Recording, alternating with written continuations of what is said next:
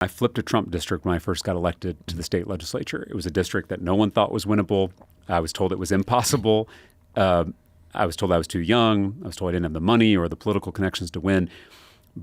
But my neighbors and I, we ran an aggressive, authentic, unorthodox campaign that brought people together. And on election night, we flipped that district with 51% of the vote.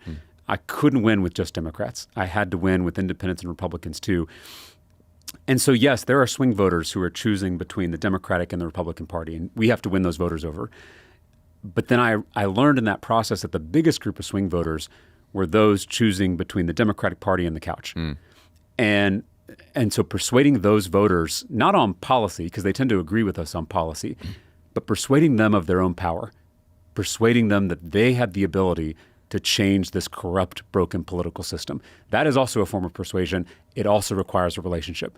Politics is relationships all the way down. Yeah. And you know, when I went to those doors, I tried to be very honest with people that yes, the system is corrupt. Yes, the system is rigged against us. But the only way it's going to change is if you remake this system in your own image. And that starts with voting, but voting is the bare minimum. It also requires your activism, your organizing, your attention in every election and in between elections too.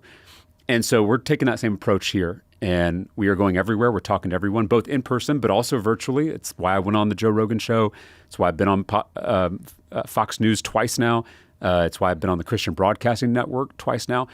You know, that's it's a little bit of a form of risk taking. You know, I'm here on Pod Save America, which tends to be a little more friendly. Not as much risk. Not as much risk here, but I don't know if I'm going to persuade as many people here. I can preach to the choir, and you know that's important for getting the choir to sing. But if we're going to win this election in Texas, if we're going to win this country back, we're going to have to go into enemy territory. We're going to have to go into the lion's den, and it's going to require some courage from all of us, and it's going to require some risk taking. I kind of love that. I'm a little bit of an adrenaline junkie, a daredevil when it comes to politics, and I love being in the lion's den. That's why I love serving in the legislature. But I think it's going to require that from all of us.